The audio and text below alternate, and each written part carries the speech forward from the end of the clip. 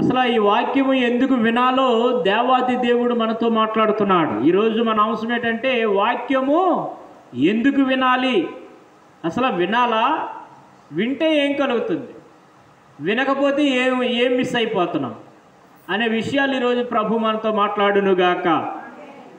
వాక్యమై ఉన్నటువంటి దేవుడు మనతో మాట్లాడునుగాక. దేవునికి స్తోత్రం. వాక్యమును ఎందుకు వినాలి అనే అంశం ద్వారా మనం మాట్లాడుతుండగా అందులో యోహాను శుభవార్త మూలవాక్యముగా 1వ అధ్యాయము 1వ వచనం నుండి 5 చరణాలు మనము ఒకసారి జ్ఞానిద్దాము. చదవండి. ఆదియందు వాక్యము ఉండెను, వాక్యము దేవుని యొద్ద ఉండెను, వాక్యము దేవుడై ఉండెను, ఆయన ఆదియందు దేవుని యొద్ద ఉండెను, సమస్తమును ఆయన మూలముగా కలిగెను, కలిగి ఉన్నదేదియు ఆయన లేకుండా కలగలేదు. ఆయనలో జీవముండెను, ఆ జీవము మనుషులకు వెలుగై ఉండెను, ఆ వెలుగు చీకటిలో ప్రకాశించుచున్నది గాని చీకటి దానిని గ్రహించకుండెను. దేవునికి స్తోత్రం చెప్పండి. హల్లెలూయా. ఆది యందు వాక్యము, ఇది ఈ రోజు నుండి వచ్చింది కాదు, మధ్యలో వచ్చింది కాదు. ఆది అనండి అందరూ కూడా. ఆది అనగా చాలా సంవత్సరాల క్రితం భూమి మీద వాక్యము లేనప్పుడు మొట్టమొదటగా ఆదిలోనే, అనాది కాలంలోనే ఈ యొక్క వాక్యం ఏం చేసింది, భూమి మీదకి దేవాది దేవుడు పంపించాడు. ఈ వాక్యము ఎవరు అంటే వాక్యమే దేవుడు అంట. ఎవరంట? ఆది యందు వాక్యం ఉండెను, వాక్యము దేవుని యొద్ద ఉండెను. ఇక్కడెక్కడిది కాదు ఇదే. వాక్యం అనగా దేవుని దగ్గర నుంచి వచ్చేది. దైవజనుడి నోటికి దేవుడు అందించకపోతే దైవజనుడు మాట్లాడినా ప్రయోజనం లేదు. గనుకనే ప్రతి దైవజనుడు సన్నద్ధుడై ప్రతి సత్కారమును చేయుటకు ఏముండాలా, మెలుకు కలిగి జీవించాలంట. హల్లెలూయా. గనుక ఎప్పుడు ఏది మాట్లాడాలో దేవుణ్ణి అడిగితే దైవజనుని నోట ఆది యందు ఉన్నటువంటి దేవాది దేవుడు, అది దేవుని యొద్ద ఉంది కాబట్టి ఆ వాక్యాన్ని ఎవరి నోటికి ఇస్తాడంట, దైవజనుడి నోటికి ఇచ్చి మాట్లాడతాడు. దేవుడు భూమి మీద ఉన్నంతకాలం మాట్లాడాడు. దేవుడు ఎప్పుడైతే మరలా చనిపోయి తిరిగి లేచి పునరుద్ధానుడై అయ్యాడో ఆయన వాక్యము దైవజనుని నోట పెట్టాడు. దేవుని స్తోత్రం చెప్పండి. హల్లెలూయా. గనుక ఈ దైవజనుని నోట ఏ మాటలు పడితే ఆ మాటలు రావడానికి వీల్లేదు. గనుకన వాక్యము ఏమన్నాడు, దేవుడై ఉండెను, ఆయన ఆది యందు దేవుని యొద్ద ఉండెను, సమస్తమును ఆయన మూలముగా కలిగెను. ఆయన మూలముగా కలిగే ఇవన్నీ కూడా మూలములేంటో తెలియకపోతే మూల కూర్చుని ఏడవలసి వస్తుంది. అర్థమవుతుందా? ఎంతసేపు మనకు ఈ మూల గురించి ఎక్కువ వేదన పడుతుంటాం. ఈ మూల నాది, ఆ మూల నాది, ఈ మూలాల కోసం పాటలు పడుతుంటాం. కానీ సమస్త మూలములను ఆయన మూలంగానే కలిగాయంట. సమస్తం ఆయన మూలంగా కలిగినటువంటి మూలాధారమైనటువంటి దేవుని పక్కన పెట్టేసి మనము భూమి మీద ఉన్న ఈ మూలల కోసం, మోరడ కోసం, మూలల కోసం, గజాల కోసం, సెంట్ల కోసం, ఎకరాల కోసం ఇబ్బందులు పడుతున్నాం ప్రియులారా. కానీ సమస్తము ఆయన మూలంగా కలిగింది. కలిగినదేదియో ఆయన లేకుండా కలగలేదట. కలిగిందేది ఆయన లేకుండా కలగలేదంటే సమస్తానికి ఆది సంభూతుడైనటువంటి సర్వశక్తి కలిగినటువంటి మన దేవుడే వాక్యమై ఉన్నాడు. హల్లెలూయా. అర్థమవుతుందా? మీకు అర్థమవుతుందా? ఖచ్చితంగా వాక్యం ఎందుకు వినాలి అంటే వాక్యమే దేవుడు. అది మూలవాక్యం ఏంటంట, వాక్యమే దేవుడు. అయితే వాక్యం వింటే ఏం జరుగుతుంది? వాక్యం వింటే ఏం జరుగుతుందంటే చాలా విషయాలు ఉన్నాయి. ఒక్కొక్క మాటని ఈరోజు మనము జ్ఞానించుకుందాం ప్రియులారా. ఏంటి అని ఒక్కొక్క మాట అంటే, మొట్టమొదటి మాట ఏంటంటే వాక్యం వింటేనంట మొట్టమొదటి విషయం 7 విషయాలు ఉన్నాయి. త్వరగా మీకు చెప్తాను ఈరోజు. మొట్టమొదటిగా వాక్యం వింటే నేను రాసుకున్నవి ఏంటంటే పాపం చేయకుండా ఉండుటకు వాక్యం వినాలంట. దేవుని స్తోత్రం చెప్పండి. వాక్యం వింటే దేవుని మాట మనం వింటున్నాము అంటే దేవునే వాక్యమై ఉన్నాడు కనుక పాపం చేయడానికి భయం వేస్తుందంట. పాపం చేయకుండా ఉండాలి అంటే మనం ఖచ్చితంగా ఏం చేయాలంట? వాక్యముని ఎక్కువగా వినాలి. దేవుని స్తోత్రం చెప్పండి. వాక్యం విన్న వాళ్ళు ఏం చేయరు? పాపం చేయరు. రెండవది, ఒక భక్తుడు అన్నాడు ఈ మధ్యకాలంలో, ప్రార్థన చేసేవాడు పాపం చేయడంట, పాపం చేసేవాడు ప్రార్థన చేయడంట. చెప్పండి అందరూ. ప్రార్థన చేసేవారు పాపం చేయరు, పాపం చేసేవారు ప్రార్థన చేయరు. సీక్రెట్ ఇదే. చేసినట్టు నటిస్తారు. మీకు అర్థమవుతుంది? ప్రార్థనకి వెళ్ళినట్టు నటిస్తారు, ప్రభుతో ఉన్నట్టు నటిస్తారు, ప్రభు మాటలు విన్నట్టు నటిస్తారు. కానీ నిజంగా వారు దేవుని హృదయాన్ని గెలుచుకోలేరు. దేవుని దగ్గరికి వెళ్ళదు మన ప్రార్థన. అందుకే కొంతమంది మీరు ప్రార్థన చేసినను నేను వినను అన్నాడే కీర్తన గ్రంథంలో. ఎందుకు అంటే వారు ఎవరు అంట? ప్రార్థన చేసినట్టు వేషధారులు వలె, అసలు వారి నోటిని ఉచ్చరింపు కూడనటువంటి మాటలు వారు ఏం చేస్తారంట? పలుకుతారంట. అలాంటి ప్రార్థన నేను వినను అన్నాడు. దేవుని స్తోత్రం చెప్పండి. హల్లెలూయా, దేవునికి స్తోత్రం. కీర్తన గ్రంథము 119వ కీర్తన 11వ చరణములో ఉన్నటువంటి మాట ఏంటంటే పాపము చేయకుండా ఉండుటకు ఏం చేయాలంట? వాక్యమును వినాలి. తీయండి 119వ దావీదు కీర్తన 11వ చరణం. మొట్టమొదటి పాయింట్, వాక్యమును ఎందుకు వినాలి అంటే, అదిగో చూడండి, నీ ఎదుట నేను పాపము చెయ్యకుండానట్లు నా హృదయములో నీ వాక్యమును ఉంచుకుందును. దావీదు భక్తుడు చెప్తున్నాడు ధైర్యంగా, అయ్యా నేను పాపం చేయకుండా ఉండాలి అంటే నీ వాక్యం నా హృదయంలో నేను ఉంచుకోవాలయ్యా. వాక్యము నా హృదయంలో ఉంటే, వాక్యము నా హృదయం అనే గదిలో ఉంటే, నీవే నా హృదయం అనే ఇంట్లో ఉంటే, వాక్యమే దేవుడు గనక నీవే నా ఇంట్లో ఉంటే నేను పాపం చేయాలన్న ఆలోచన ఎలా వస్తుందయ్యా? చూడండి ఎంత స్పష్టంగా మాట్లాడుతున్నాడు. ప్రభు ఒకసారి మీ ఇంట్లో ఉన్నాడు అంటే, చూడండి, ఫర్ ఎగ్జాంపుల్ ఎప్పుడైనా ఒక దైవజనుడు మీ ఇంటికి వచ్చాడు అంటే, పాస్టర్ గారు ఉన్నంతసేపు నువ్వు చాలా జాగ్రత్త పడిపోతావు. ఎక్కడైనా మాసిపోయిన గుడ్లు ఉన్నాయేమో కంగారుగా తీసేస్తుంటావు. ఎక్కడైనా సరిగా తుడిసి లేకపోతే గబగబా సీపురు తీసుకుని తుడిసేస్తుంటావు. ఒకవేళ ఏదైనా బాత్రూంలో స్మెల్ వస్తుంటే అర్జెంటుగా పెనాయిల్ వేసేస్తుంటావు. లేకపోతే ఏదైనా మూతట్టు లేకపోతే గబాలు మూతట్టేసి మంచం కిందకు దోసేస్తుంటావు. ఎన్ని జాగ్రత్తలు తీసుకుంటావు కదా. ఒక దైవజనుడు మీ ఇంటికి వస్తే దేవుడు వచ్చాడని నువ్వు భయపడుతూ చాలా జాగ్రత్తలు తీసుకుంటుంటావే. అలాంటి దేవుని వాక్యముని హృదయంలో పెట్టుకొని పాపం చేయాలని ఆలోచన ఎలాగొస్తుంది? అందుకే దావీదు చెప్తున్నాడు, అయ్యా నా హృదయంలో నీ వాక్యమును పెట్టుకుంటున్నాను అయ్యా, గనుక నా ముందు పెట్టుకుంటున్నానయ్యా. వాక్యం ఎప్పుడు కూడా ఎక్కడ ఉండాలంట? నేను ఎక్కువ వాక్యం వింటుంటాను, ఎవరు చెప్పింది నా వింటాను, కానీ వాక్యానుసారంగా చెప్పకపోతే మార్చేస్తాను. మీకు అర్థమవుతుందా? వాక్యములో ఉన్నది చెప్పకుండా లేదు చెప్తే మాత్రం మారుస్తాను. కానీ ఖచ్చితంగా చాలా భక్తులు గొప్ప గొప్ప ప్రవర్తన వాక్యాలు వింటుంటారు. ఈ మధ్యకాలంలో ఆరి గ్రోమ్స్ గారు అని గొప్ప దైవజనులు ఈ లోకాన్ని విడిచి వెళ్ళిపోయారు. కానీ అలాంటి గొప్ప దైవ చాలా చక్కని మాటలు చెప్పేవారు ఆయన. ఎన్నోసార్లు Visakhapatnam Srinagar back side Sundari colony ఎస్కోలు ప్రార్థనా మందిరం మోహన్ రావు గారు పిలిచేవారు. ఆయన్ని పిలిచినప్పుడల్లా కూడా వెళ్తుండేవారు. చాలా చక్కగా, చిన్న పిల్లవాడి మనసు, చాలా గంభీరమైన మనిషి. కానీ దేవుడు ఆయన పిలుచుకున్నారు. దేవుని స్తోత్రం చెప్పండి. హల్లెలూయా, దేవునికి స్తోత్రం. వాక్యం ఎందుకు వినాలంట? పాపము చేయకుండా ఉండుట కొరకు మన వాక్యమును వినాలి. రెండవది, విశ్వాసములో ఎదుగుట కొరకు వాక్యం వినాలంట. చెప్పండి దేంట్లోని? విశ్వాసములో. విశ్వాసం అంటే ఏంటి? నిరీక్షింపబడిన యొక్క నిజస్వరూపం. అర్థమవుతుందా?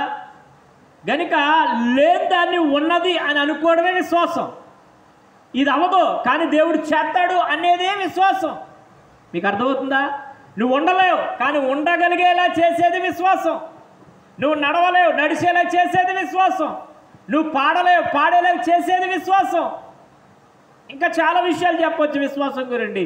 ఫైత్ అనే దాని గురించి చూస్తే ఈ ఫైత్ లేని వారు చాలామంది ఫెయిల్ అయిపోయిన వాళ్ళు ఉన్నారు. దేవుని నమ్ముకోవడం గొప్పతనం కాదు, విశ్వాసిగా శనామని అవ్వడం గొప్పతనం కాదు, విశ్వాసం లేకపోతే మాత్రం ఫెయిల్ అయిపోతాం. చాలాసార్లు విశ్వాసం ఉంటుంది, అవిశ్వాసం ఎక్కువ మనకి. అర్థమవుతుందా? ఎల్లగలనా ఈరోజు కాలువ పనికి అంటాం. ఇక్కడికి వచ్చి దేవుని మందిరం ముందుకు వచ్చి ఒక నమస్కారం కొట్టి చిన్న ప్రార్థన చేసుకుని నెమ్మదిగా ఎక్కడో మొదలెడతావు పిచ్చి. ఆటోమేటిక్గా వెళ్ళిపోతావు, ఇటు నుంచి వెళ్ళిపోతావు, అటు నుంచి చక్కగా పనిచేసి వచ్చేస్తావు. ఏ అనారోగ్యం ఉండదు నీకు. వెంటనే ఏమైందంట, నువ్వు చిన్న విశ్వాసం మీద, అంటే ఆవగంజలో 4వ వంతు విశ్వాసం మీద ఆధారపడిల్లో దేవుడు ఏం చేశాడు? అద్భుతం. వెంటనే ఏం చేయాలో తెలుసా? నువ్వు ఇంకా విశ్వాస పరిమాణాన్ని దేవుడు పెంచాలి అంటే ఆ చేసిన అద్భుతాన్ని వెంటనే దేవుని సన్నిధిలో సాక్ష్యం చెప్పాలంట. అప్పుడు నీ విశ్వాసంలో ఎదుగుదల వస్తుంది. హల్లెలూయా చెప్పండి, చెప్పండి హల్లెలూయా.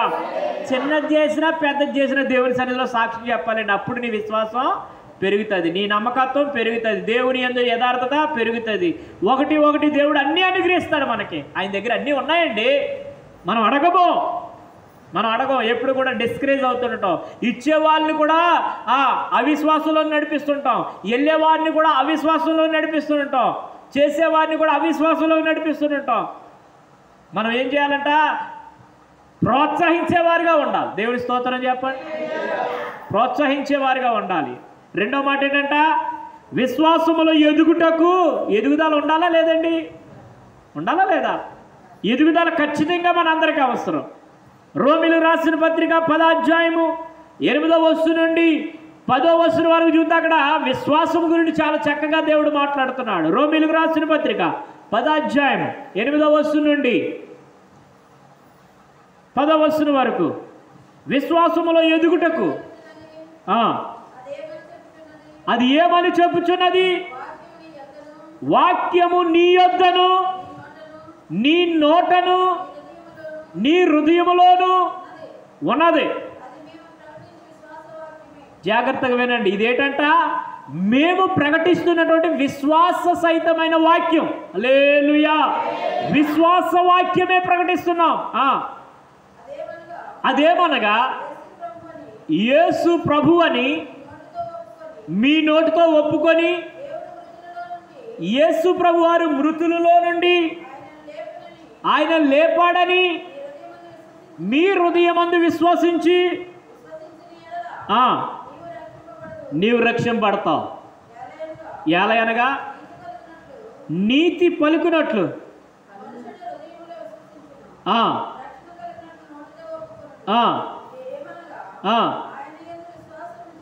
ఆయన యందు విశ్వాసముంచువాడు ఎవడును సిగ్గుపడాలండి. దేవుని స్తోత్రం. చెప్పండి.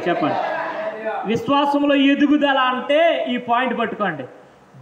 ఆయన యందు విశ్వాసం ఉంచిన వాడు ఎవడు సిగ్గుపడ్డండి. దేవుని యందు నువ్వు విశ్వాసం లేకపోతేనే సిగ్గుపడతావు. ఎక్కడికి వెళ్ళినా భయపడతావు, ఎక్కడికి వెళ్ళినా కంగారు పడతానంటావు. ఎవరి యందు విశ్వాసం ఉండాలా? ఆయన యందు, అనగా మీ ఆయన యందు కాదు. ఆయన యందు? ఆయన యందు. సుధీర్కి సువర్ణ యందు కాదు. అర్థమవుతుందా?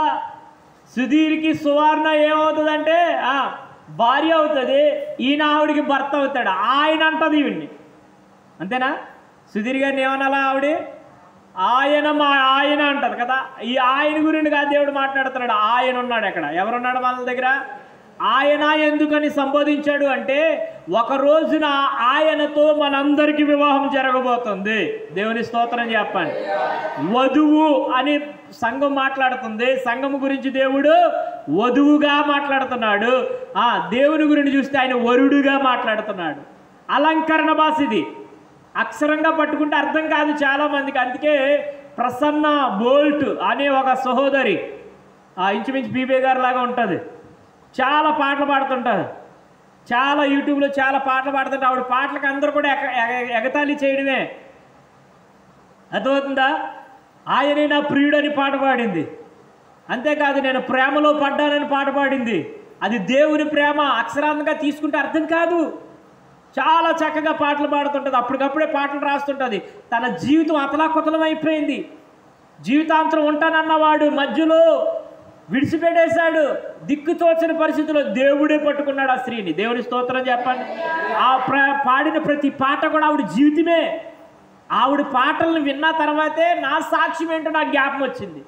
నా బ్రతుకులోంచి కూడా నేను పాటలు రాయాలి కదా అని నాకు దేవుడు జ్ఞాపకం చేశాడు. ప్రియులారా, ఒక్కొక్క పాట ఒక్కొక్క జీవిత సాక్ష్యం ఒక్కొక్కరిని కదుపుతుంది. గనుక ఈ ఏ కదిలినా కూడా మనం ఎలా ఉండాలంటే విశ్వాసములో ఎదుగుటకు, చెప్పండి, విశ్వాసములో ఎదుగుటకు ఉపయోగకరంగా ఉండాలి. ఆయన యందు మనం విశ్వాసం ఉంచిన వారు ఎవడు కూడా సిగ్గుపడ్డట్టండి. నీకు సిగ్గు రాకుండా ఉండాలి అంటే దేవుని యందు విశ్వాసం ఉంచు. దేవుని స్తోత్రం చెప్పు. దేవుని యందు విశ్వాసం ఉంచు. దేవుని యందు విశ్వాసం ఉంటే మనకు సిగ్గు అనేది మన దరిదాపులకి రాదు. దేవుని స్తోత్రం చెప్పండి. హల్లెలూయా. ప్రేమజ్యోతి బండి మీద వెళ్తుంది. మొన్న నేను ఎక్కడో ఉన్నాను, కనబడ్డాను ఆవిడకి. మన సంఘస్థుడి బండి మీద కాదు, ఇంకొక సంఘస్థుడి బండి మీద వెళ్తుంది. నన్ను చూసి అంటుంది. ఆవిడకి ఏమీ లేదు, విశ్వాసం లేదు, సిగ్గు లేదు, భయము లేదు. ఎవరు బిల్తాలతో పోతుంది. అక్కడ మొద్దుంటే చాలు ఆవిడికి. వెళ్ళొద్దని చెప్పినా విందు. అలాగని మనం చెప్పిన కొద్ది గట్టిగా కానీ చెప్పామనుకో, ఒక 4-5 వారాలు గుడికి రాదు. ఎవరికి నష్టం? చెప్పండి, ఎవరికి నష్టం? ఆవిడ జీవితానికే నష్టం కదా. కానీ దేవుడు వాక్యం అంటుంది ఏమని తెలుసా? ఏదో ఒక విశ్వాసంలో నిలబడాలంట. అర్థమవుతుందా? ఏం చేయాలంట? ఏదో ఒక విశ్వాసంలో నిలబడాలా, ఏదో ఒక సహవాసంలో నిలబడాలా. అప్పుడు నీలో ఎదుగుదల అనేది కనబడుతుంది. తిరుగుతున్నావు అనుకో, తిరగల రాయిలాగా. ఏ రాయా ఏం చేస్తాడు? దాన్ని తిప్పినని చెప్పి ఏం చేస్తుంటుంది? దాన్ని తిప్పితేనే తిరుగుతుందా, దాని అంతనే తిరుగుతుందా? తిరగలే. చెప్పండారా? లేవు కదా. ఇప్పుడు మిక్సీలు తిప్పేస్తున్నావు. ఇప్పుడు స్విచ్ నొక్కితే చాలు తిరిగేస్తుంది మిక్సీలు. ఇప్పుడు తిప్పడం కష్టమైపోతుంది, దంచడం కష్టమైపోతుంది. అన్ని కంపెనీలే ఏంటంట, మామూలు కాదు. అన్ని కంపెనీ ఐటమ్సే. ఈ కంపెనీ ఐటమ్స్ ఎంత సులువో అంత మన అనారోగ్యానికి దారి తీసేస్తున్నాయి. దేవుని స్తోత్రం చెప్పండి. గనుక దేవుని బిడ్డలారా, నేను అంటున్నాను కదా, విశ్వాసములో ఒకే విశ్వాసములో మనం అప్పుడు ఆవిడ ఆ ప్రేమజ్యోతి అనే ఈ బిడ్డని ఏం చేస్తారు? చాలామంది తిప్పుతున్నారు, స్థిరపరచలేదు, ఒక దగ్గర ఉంచతే లేదు. ఇలాగొస్తాడు ఆయన పిలుస్తాడు కుమారపురం, ఇలాగొస్తాడు ఈయన పిలుస్తాడు కాలేజీ జర్సనం, ఇలాగొస్తాడు ఆయన పిలుస్తున్నాడు అరిపాలెం. అర్థమవుతుంది? ఏ టైంకి ఎక్కడ ఉంటుందో తెలుస్తలేదు. అర్థమవుతుందా? అగో మీ పాస్టర్ గారు వచ్చారు, ప్రైజ్లాడు చెప్పామంటే అప్పుడు దగ్గరికి వస్తుంది. సిగ్గుతో కాదు, ధైర్యంగా వస్తుందండి. ప్రైజ్లాడు బాగున్నావు ఏంటనిగా. మీకు అర్థమవుతుందా నేను అంటున్నాను? తిప్పేవారు తిప్పినంచే కాలం కూడా ఆ తిరగలకి ఏమవుదో స్థిరత్వం అనేది ఉండదు. నేను అంటున్నాను, దేవుని వాక్యం చెప్తుంది. మూడవది ఏంటంటే తెలుసా? ఆవిడికి విశ్వాసము తెలీదు. రెండవది, దేవుని సహవాసాన్ని విడిచిపెట్టి వేరొక సహవాసానికి వెళ్తే పాపం అనే సంగతి కూడా ఆవిడికి తెలియదు. కానీ మూడవ విషయం దేవుడు మాట్లాడుతున్నాడు, బుద్ధి కలుగుటకు. అంటే విశ్వాసంలో ఎదగాలంటే ఏముండాలంట? మూడో పాయింట్, వాక్యం చదవడం. ఎందుకు వినాలి అంటే మూడో పాయింట్ ఏంటంట? బుద్ధి కలగటం కొరకు. మనందరికి బుద్ధి లేదా అంటే ఉంది, కానీ టయానికి రావు. ఉంది, అందరికీ బుద్ధి ఉందా లేదా? Train, Eluru train, Godavari express, Anakapalli to Eluru అంటే, అనకాపల్లి నుంచి భీమవరం అంటే, అనకాపల్లి సామర్లకోట అంటే, అనకాపల్లి నుంచి అమ్మ పెస్కిల్లా మీ అమ్మాల దేవురు అమ్మా గురిజాపాలం, అది వాళ్ళ అమ్మాలు ఊరు అయ్యప్ప మర్చిపోయి. దేవుని స్తోత్రం చెప్పాలి. ఈ ఎండ ఎలాగుందో మరి ఏం చేస్తాం? గురిజాపాలం వెళ్ళాలంటే అర్జెంటుగా ఉదయాన్నే ఎక్కడ తిమ్మరాజుపేట సెంటర్లో రాంబేలు బస్సు వస్తుంది. అది 7 గంటలకు ఒకసారి వస్తుంది, మళ్ళీ 11 గంటలకు ఒకసారి వస్తుంది, మధ్యాహ్నం 2 గంటలకు ఒక్కొక్క టైము మార్చేస్తుంటారా. ఎప్పుడు ఒకే టైం ఉండదు ఆర్టీసీ వాళ్ళు. ఆ టయానికి వెళ్తే ఆ బస్సు ఉంటుంది, లేకపోతే ఈవిడ తిప్పలు పడ. అదైతే జంగాలపాలెం సైట్లో దిగెత్తే అక్కడి నుంచి గురిజాపాలెం బోల్డ్ 2 నిమిషాలు నడిచి వెళ్ళిపోవాలి. లేకపోతే ఒకవేళ ఆ టయానికి వెళ్ళకపోతే ఆ బస్సు మిస్ అయిపోయింది. అనుకున్న టయానికి వెళ్ళలేదు. ఏమండి? ఇప్పుడు ఏలేశ్వరం వెళ్ళాలంటే ప్రేమావతి ఎన్ని గంటలకు బయలుదేరాలా? ఏమా అమ్మా? ఉదయాన్నే తెల్లవారు బయలుదేరాలి. నేను కాకినాడ వెళ్ళాలంటే ఉదయాన్నే బయలుదేరాల. కనుక దేవుడు బిడ్డలారా అన్నిటికి పరిగెడతాం. మీకు అర్థమవుతుందా? అంటే నేను దేవుని వాక్యమును పట్టుకుని మాట్లాడుతున్నా. బుద్ధి అనే దాని గురించి అన్నిటికి పరిగెడతాం, టయానికి పారిపోతాం. తెల్లారుజాము 4 గంటలకి ఇక్కడ వచ్చి కాసేస్తాం. ఎవడు బండి దొరుకుతుందా పారిపోదాం, ఎక్కేద్దాం. అవసరానికి ఆటో రాకపోయినా, అవసరానికి ఆ బ్రాండెక్స్ బస్సు రాకపోయినా ఎవడో కూడా ఎవడో మనకు అనవసరం తాగిపోతాడో మంచోడు చెడ్డాడో బాబు బాబు అవి ఎక్కేస్తాం.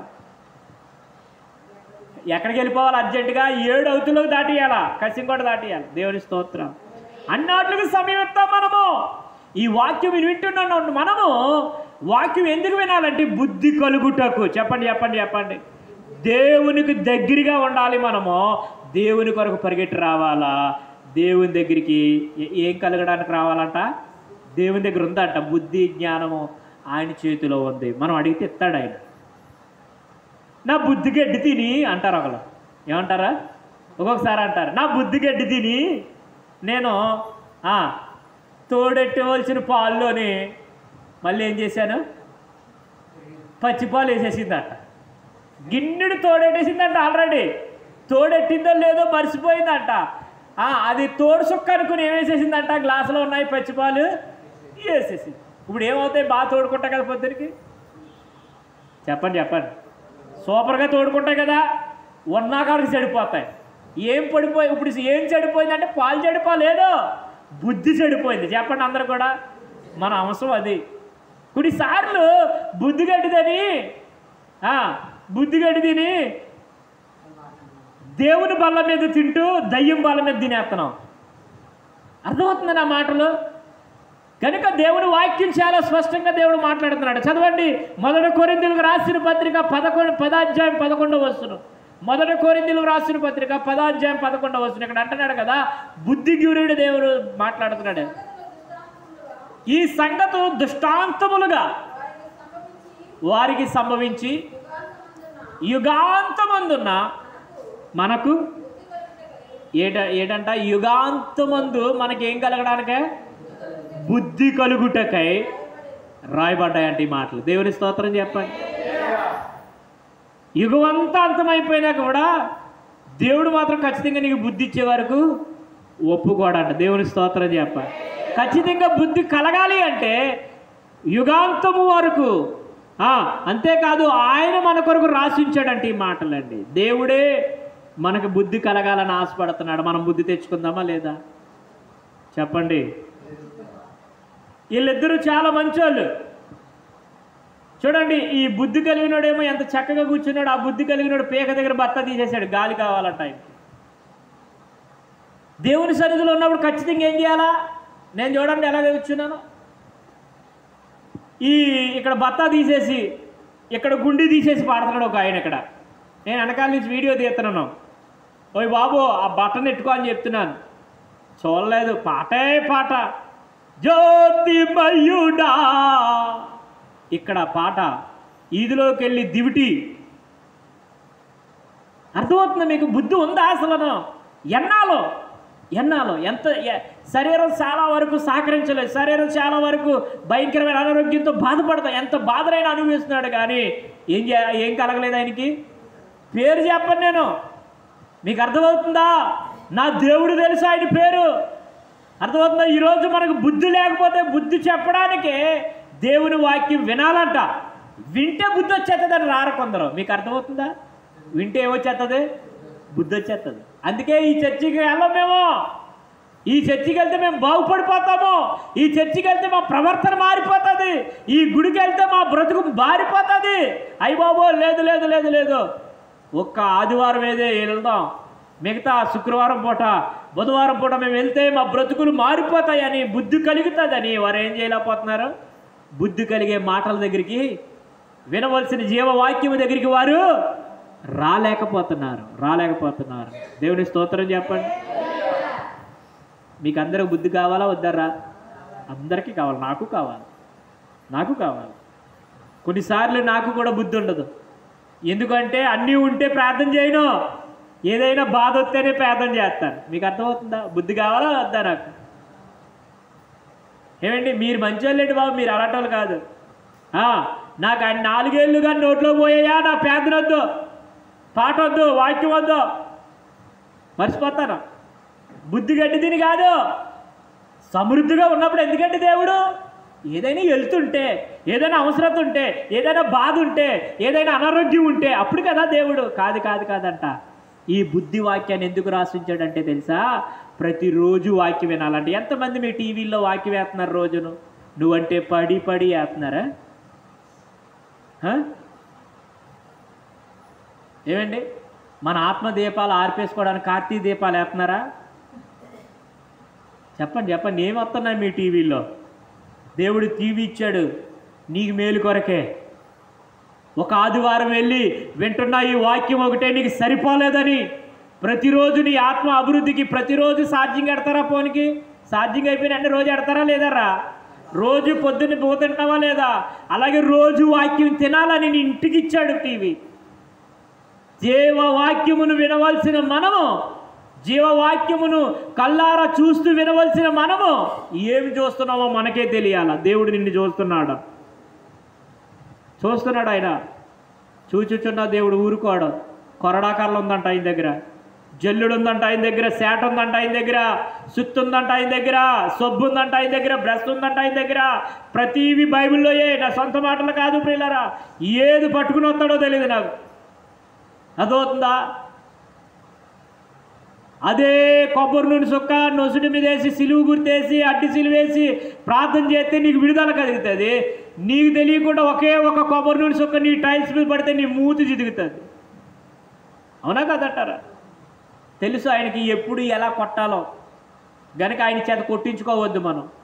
చెప్పండి చెప్పండి. ఆయన నేను ఎప్పుడు కూడా చెప్తుంటాను, ఒకటి ఏం చేస్తాడంటే ఆయన చెప్తాడు, 2 కళ్ళు ఎర్ర చేస్తాడు అంటే గద్దిస్తాడు, 3 కొడతాడు, చిన్నదే సెట్ అయిపోవాలా. చెప్పినప్పుడైనా లోబడాలా, కళ్ళు ఎర్ర చేసినప్పుడన్నా విధేయత చూపాలా. అయినా బుద్ధి రాకపోతే చిన్నది కొడతాడు. అప్పుడు కూడా మనం మెలుగు రాకపోతే మంచం మీద పడగొడతాడు. చివరికి ఏం చేస్తాడు? ఇంకా పని అవ్వలేదు, ఇంకా మారు మనసు రాలేదు, మనసు మారలేదు, గరుడు గట్టిపోయింది మనసు అని దేవుడు ఏం చేస్తాడు? అమ్మా సరే, ఇంకా ఎంతమంది ప్రార్థన చేసినా కూడా నేను విన్ను అని ఏం చేస్తాడు? పెట్టి బ్యాగ్ సర్దుకోమంటాడు. వెంటనే ఏం చేస్తాడు? తీసుకెళ్ళిపోతుంటాడు. అయ్యి బాబు ఇంతకాలం ఇంత చిన్న వయసులో చనిపోయింది ఏంటి అనడానికి లేదు, ఇంత చిన్న వయసులో చనిపోయాడేటండి అని అనడానికి లేదు. దేవుని చిత్తము లేకుండా ఏ మనిషికి మీదకి ఏ రోగము రాదో. అర్థమవుతుందా మీకు? ఏ తెగులు రాదో, ఏ బలహీనత రాదో. మనం ఎక్కువ నడిస్తే మోకాళ్ళు అరుగుతాయి, అవునా? మనం ఎక్కువసేపు కూర్చుంటే నడుము నొప్పి వస్తుంది. ఎక్కువసేపు మెడలాగెట్టుకుని టీవీ చూస్తే మెడజాలు పట్టేస్తాయి. మళ్ళీ పాస్టర్ గారు వచ్చి ప్రార్థన చేయాలి. పీకల పోయో తినేస్తే అరగదు, ప్రార్థన చేయాలి. ప్రభువా ఈవిడి గ్యాస్ట్రిక్ పడేసింది అయ్యా, కడుపు అరుగుదలకు రాలేదు, డయాజెషన్. మళ్ళీ పాస్టర్ అన్నిటికీ పాస్టర్ గారే. దేవుని బిడ్డలారా, నేను అంటున్నాను కదా, మన ప్రభు నమ్మదగిన దేవుడు. 3 మాటలే కదా మనం చెప్పుకుంటాం, 7 మాటలు అనుకున్నాం. కానీ ఇన్నేలా వచ్చిన సమయం లేటే కానీ శరీరాలు ఆయిగెళ్ళిపోయాయి. దేవుని స్తోత్రం చెప్పండి చెప్పండి చెప్పండి. ఎలా వెళ్ళిపోయాయి? ఇక్కడ ఉన్నది చెప్పి ఇంకా ఇది ఆయిగెళ్ళిపోతుంది. బయట ఆయిగెళ్ళిపోతుంది, ఇంట్లోనే ఆయిగెళ్ళిపోతుంది. ఎక్కడ ఉండాలో తెలీదు. అందుకే వర్షం పంపించాడు, ఎందుకంటే భయంకరంగా ఉండును మన జీవితాలు. కానీ ఈ మధ్యకాలంలో వర్షం పడుతుంటే వర్షం వద్దు అన్నారు కొంతమంది. వర్షం వద్దు అని గింజలు చెల్లేస్తున్నారు చేలోకి వెళ్ళి. హల్లెలూయా హల్లెలూయా. ఎండ కావాలన్నారు, గట్టిగా ఎండ కాస్తేనే పోయి ఎండ తగ్గిలో ప్రార్థన చేయండి. కాలపనికి వెళ్లకుండా చేసేస్తుంది, చెట్టు నీడకు వెళ్ళిపోయి జాపోసేస్తుంది ఒక్కో విశ్వాసి. సూత్రం. అలాగని పోన్లే కష్టపడ్డారు, ఎండ కాసింది కదా, ఇప్పుడు వరకు నలగొట్టాను కదా, ఈటెక్కించాను కదా, పాపం చల్లగా తీసుకెళ్తాం ఇంటికని 2 సినుగులు పడితే ఈ మాయదారు వర్షం ఇంటికి వెళ్ళి వరకన్నా ఆగలేదని మళ్ళీ వర్షం తిడుతున్నారు ఇలా. ఓయ్ బాబు, ఈ మనిషి ఎలా బ్రతకగలడు అంటే వాక్యమును వినుట ద్వారానే. బుద్ధి ఉంటే ఏ టైంలో ఏం జరుగుతుందో మనం గ్రహిస్తాం. దేవుని స్తోత్రం చెప్పండి చెప్పండి గట్టిగా హల్లెలూయా. ఎన్ని మాటలు విన్నా? 1 పాపం చేయకుండా ఉండడం కోసం వాక్యం వినాలి, 2 విశ్వాసములో ఎదుగుదల కొరకు వాక్యం వినాలి, 3వది ఏంటంట? బుద్ధి కలుగుటకు వాక్యం వినాలి. ఈ 3 పట్టుకోండి. 3 మాటలే: తండ్రి, కుమార, పరిశుద్ధాత్మ. ఎక్కడికి వెళ్ళినా ఇంకా మాట్లాడితే ఒక్కొక్క మాట కోసం 3 గంటల సేపు మాట్లాడాలి. కానీ నన్ను మాట్లాడినా చాలు, వినసొంపుగా ముచ్చటగా 3 మాటలు చాలు. చెప్పండి ఈసారి. మొట్టమొదటిది ఏంటంట? వాక్యం ఎందుకు వినాలంట? చెప్పాలి. పాపము చెయ్యకుండా ఉండుటకు. 2 విశ్వాసములో ఎదుగుటకు. ఒదుగుటకు అది కాదు. చెప్పండి. ఏం చేయడానికి? పడిపోటు కోసం కాదా, విశ్వాసములో ఎదుగుదల అనేది కనబడాలి. ఎదుగుదల కనబడుతుందంటే నువ్వు నీ ఈదులో ఉన్న వాళ్ళకి అందరూ కూడా నీ జీవితంలో గొప్ప కార్యాలు జరగడం, నీ ఈదులో వాళ్ళందరూ అందరూ చూసి అమ్మో అమ్మో అమ్మో అమ్మో ఎక్కడి నుంచో వచ్చేస్తుంది, ఏదో జరిగిపోతుంది, ఎలాగో వచ్చేస్తుంది అంటారు. అంతే. నువ్వు విశ్వాసంలో ఎదుగుదల కనబడితే కదా. ఎప్పుడు అప్పులే, సోమవారం చీటోడు, మంగళవారం చీటోడు, శుక్రవారం చీటోడు, లచ్చివారం చీటోడు, చంద్రవాడు వస్తాడని పారిపోవడం, తలుపేసుకుని ఇంట్లోనే ఉంటుంది. పిల్లకి చెప్తుంది మా అమ్మ లేదా, ఆడు ఇంట్లోంచి ఇంటి ముందు నిలబడి బయటికి వెళ్ళడం చందనవాడు. వాళ్ళ రూల్స్ అవి, వాళ్ళని కాదనడానికి లేదు. మనం కట్టుకోలేనప్పుడు తీసుకోకూడదు. మీకు అర్థమవుతుందా? ఆ సమయానికి ఇంట్లో ఏ వస్తువు ఉంటే ఆ వస్తువు ఆ వస్తువు మీద ఆడే డబ్బులు ఇచ్చి అర్జెంటుగా ఏం చేస్తాడు? ఆ డబ్బులు ఖచ్చితంగా ఆడు కంపెనీకి కట్టాలి. వాడి తప్పు కాదు. కనుక మన విశ్వాసములు ఎదగాలి అంటే అవిశ్వాసాలతో విజ్జోడుగా ఉండకూడదు. అవిశ్వాసాలతో మనము పొత్తు పెట్టుకోకూడదు. నీ విశ్వాసాన్ని ఏం చేస్తారు? చెప్పండి. నీ విశ్వాసాన్ని ఏం చేస్తారు? గుంజేస్తారు. అనండి, గుంజేస్తారు. ఇది కాకినాడ భాష. నీ విశ్వాసాన్ని ఏం చేస్తారు? గుంజేస్తారు. బట్టలు గుంజుతున్నారా మీరు? ఏం చేస్తారు? పైకి కిందకి. ఎన్నిసార్లు గుంజుతారు? చెప్పలారా? ఎన్నిసార్లు?